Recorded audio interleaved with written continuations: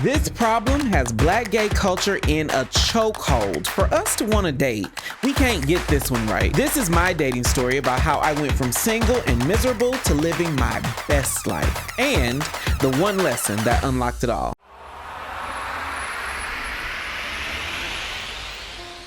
What up, though? I am Jay the Gentleman. That's at JAI the Gentleman on IG. It's Wednesday, so this is a new episode of Dear Black Gay Men podcast. It is our short, bullshit-free step out of our comfort zone to talk about all the emotional ups and downs along the journey to happiness. Hopefully, this is our midweek reminder of how dope it is to be black gay men who love black gay men. I am Jay the Gentleman. This is Dear Black Gay Men podcast. Now, let's get into the episode. Today, I'm going to tell you the story about that fork in the road that every relationship gets to when you can either make it official or go your separate ways, and how it all boils down to one simple thing. But first, King Nas said, while I don't think I'm at a point of being naked in social settings, I'm becoming more confident with how I am naturally. And Charlie Moore Jr. said, yes, I want someone where we gas each other up and tell the truth to each other. And to that, I say thank you. Have you ever dated someone and felt the need to ask, what are we doing here? Get this. I've been in 6 relationships in my life. 5 of them have all been with Gemini, and 4 of those were all born in June on the same day of the month, same year. Now, I don't consider myself a Gemini expert, but I've test driven enough to see some common themes in this Gemini dating situation. Now, this episode is not an indictment of all Gemini. Very fine people on both sides. But there is one thing that I experience more often than not. It plucks at all of my insecurities and makes me second guess everything about a dating situation. Let me know in the comments if this is you too. I can't stand not knowing where a dating situation is going. There may be several things that are unclear about the future of a dating situation, but for the first time in a long time, there's one thing coming that I am absolutely certain about. This episode of Dear Black Gay Men podcast is brought to you in part by our first ever in-person live show. If you like talking about shit that's a little petty, a little sexy, and gay as hell, then get your good things ready. Dear Black Gay Men Live is coming to Washington, D.C. September 8th. We're bringing your favorite podcast. We're bringing all the vibes. We've got the wine flowing, and all you got to do is bring your ass. It's September 8th in Washington, D.C. Register now at dearblackgaymen.com/events/DC. The link is in the description. Now, let's get back into the show. I read all your DMs, and one common thread in my relationships and a lot of your dating situations is not knowing where shit is going. But let me back up so we can get some context. It's August, so heaven forbid I spend a moment during Leo season talking about anything but these center of attention as Leos. y'all are blessed to have me. But humor me for a second. Joe, I've talked about him many times on the podcast. He was my last serious dating situation. I liked this man deep. He had a good beard and good teeth. Y'all know how much I love good teeth. And he had just enough cunt in his walk to know he was not to be fucked with. Fun fact, I love a bossy bottom. Somebody who will flex on me right up until I gotta flex on them. Joe was who I thought I was gonna be with, and he happened to be Gemini. The biggest problem we had in our relationship is the same problem I had in all those other Gemini relationships. I never knew if they were genuinely interested. Everything about the dating situation was middle of the road emotionally. Nothing ever tremendously disappointed them about our relationship. But the flip side is that nothing was ever really exciting to them. Everything Is so mid. When I asked him how he felt about me, he'd say, well, if I didn't like you, I wouldn't, and fill in the blank. And for a while, I tried to be okay with that. No, he doesn't cook for everybody, I would think. Or no, he doesn't call everybody on his lunch break. But at some point, I wanted our relationship to be defined by what he does do for me rather than what he doesn't do for others. I wanted him to be thirsty for me. Black gay culture will have you believe that everybody is watching. You date a DL man and they want you walking 10 paces ahead because they think the whole world can see the sex y'all just had just by looking at you. Or we say no femmes because insecure men think that the whole world is judging them based on the femininity of somebody in their close proximity. Black gay culture has y'all believing that people care about stuff they don't care about, people see things they don't even notice, and people are scrutinizing shit that they not even paying attention to, which is why y'all got issues with being thirsty. You want some juice? The girls are so nervous about being called thirsty in the group chat that we'd rather look like nothing even matters than just being ourselves, wanting that man and saying so. My man. Being thirsty for someone, that is showing genuine interest in someone, is essential to the dating process. Everybody wants a good morning text. Everybody wants you double tapping their post on IG, which reminds me, follow at JAI the Gentleman on IG. Everybody wants to be reminded that they're on your mind or you think they look cute. Everybody wants a man who is thirsty over them, but nobody wants to just pour a glass and drink. You want some juice? Just like all those Gemini relationships I dated. We're so caught up in the perception that we're thirsty, we end up going through life like nothing even matters. We withhold our feelings because we don't want the whole world to think some type of way about us.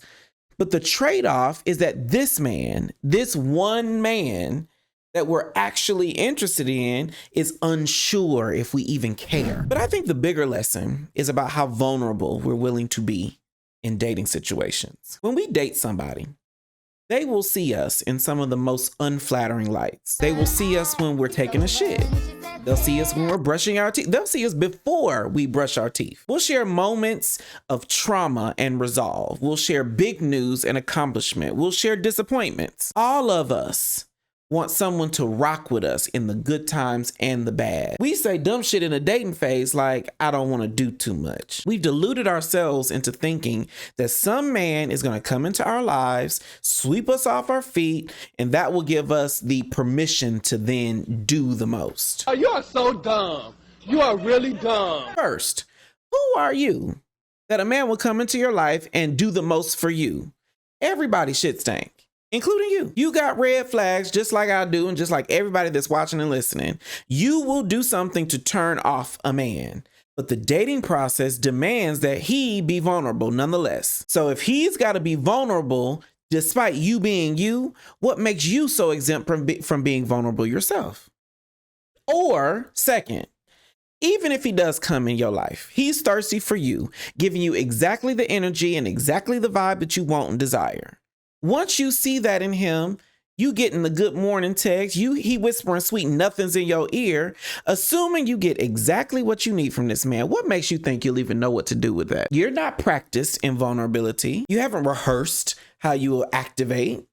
You spent so much time being unbothered, unaffected, emotionally unavailable. How could you possibly know what to do with a good man if he popped up right now? How, Sway? On one end, what are you doing to warrant a man sweeping you off your feet? And on the other, would you even know what to do if he did? The key to dating is being thirsty. That is, being vulnerable first. In small ways and large, our lives will rise to the level of expectation that we create for them. If we expect that men will hurt us, you'll notice that eventually you keep finding all these men that are going to hurt you. If you keep saying niggas ain't shit, you probably notice that you keep attracting these ain't shit ass niggas. Or if you don't create space in your life for a man, you'll probably attract a whole bunch of men that don't create space in their lives for you. If you set your life up in a way that no one fits in it, you'll find that no one fits in it. So how do you go about finding a man that fits? It's not slowing down or dulling your expectations, and it's definitely not letting go of all the experiences and wisdom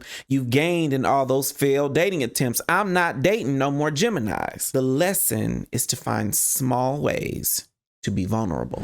I was talking to this guy the other day. We're in a dating situation. We're on a date.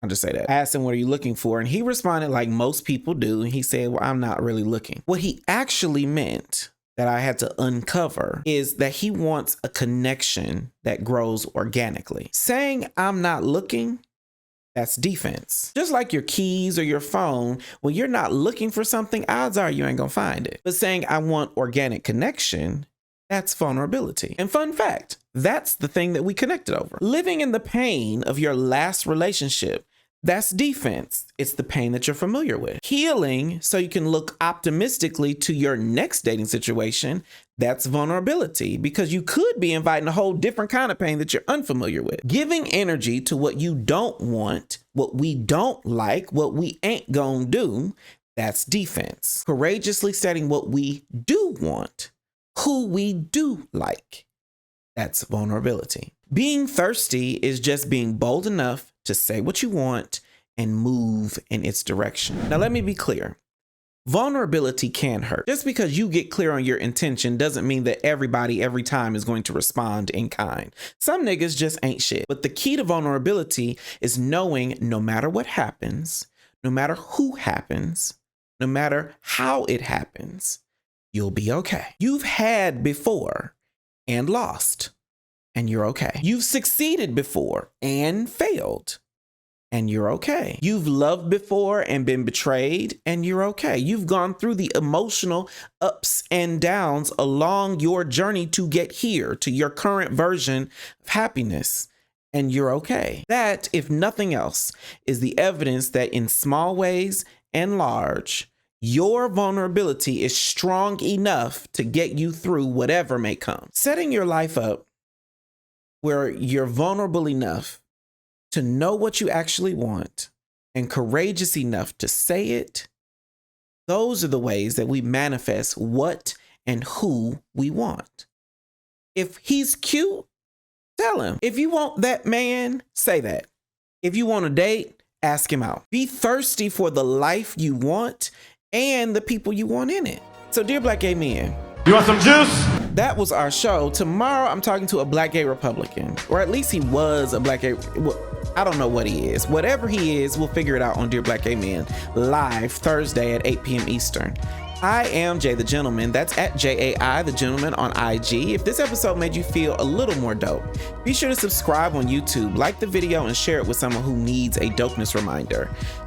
Dear Black Gay Men podcast is new every Wednesday. You can stream it on Apple Podcasts, Google Play, Spotify, or wherever you get your podcasts. Head over to your favorite podcasting platform, drop a 5-star rating, write a review. I read all of them. And we go live on YouTube Thursdays at 8 p.m. Eastern with our interview series, Dear Black Gay Men Live. So follow at Dear Black Gay Men on social so you never miss a thing. I am Jay the Gentleman. I will see you in DC on September 8th. This has been Dear Black Gay Men Podcast, and I will talk to you next time. Bye.